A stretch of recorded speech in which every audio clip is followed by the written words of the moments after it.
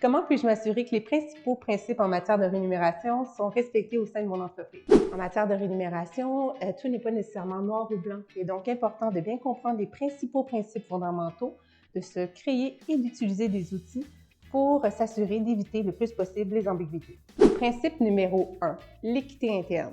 L'équité interne vise à s'assurer que l'ensemble des postes à l'intérieur de votre organisation qui comportent des exigences semblables soient rémunérés de façon équivalente. Pour y parvenir, vous pouvez utiliser un outil d'évaluation auquel vous allez établir des critères pour évaluer chacun des postes selon ces critères et établir une ordonnance pour les classer selon leur valeur.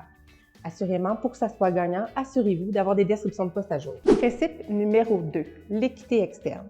L'équité externe vise à s'assurer que votre entreprise offre une rémunération comparable et compétitive avec celle qui est offerte par les entreprises sur le marché. Cette évaluation peut être réalisée à travers une enquête qui sera envoyée à l'ensemble des entreprises que vous aurez jugées comme étant vos concurrents ou bien par rapport à des données qui sont disponibles sur le web ou dans les conventions collectives.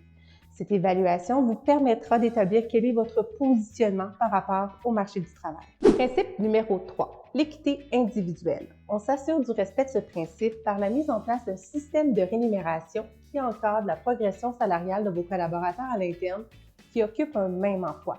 Donc, ce qui est important ici de retenir, c'est que la progression salariale, donc tant à l'embauche ou à l'interne, doit être encadrée par les mêmes critères. Par exemple, les années d'expérience, les années de service, formation académique, le rendement ou l'atteinte d'objectifs.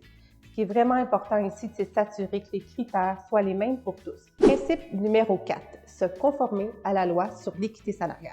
Dans les 4 années suivant l'année où vous aurez atteint une moyenne de 10 employés et plus, vous aurez à produire votre exercice d'équité salariale initial. Cet exercice vise à s'assurer que vos collaborateurs occupant un emploi à prédominance féminine reçoivent un salaire équivalent de ceux qui occupent un emploi à prédominance masculine et à corriger les écarts s'il y a lieu. Une fois l'exercice initial fait, vous aurez à faire un exercice de maintien à tous les 5 ans. Il est recommandé de tenir à jour vos registres, d'évaluer et de corriger les écarts au fur et à mesure afin de limiter le plus possible les iniquités. Inévitablement, en adoptant ces principales mesures, vous vous assurez du respect des principaux principes, mais également de vos obligations légales, tout en offrant à vos collaborateurs un plan de rémunération qui est compétitif et attractif.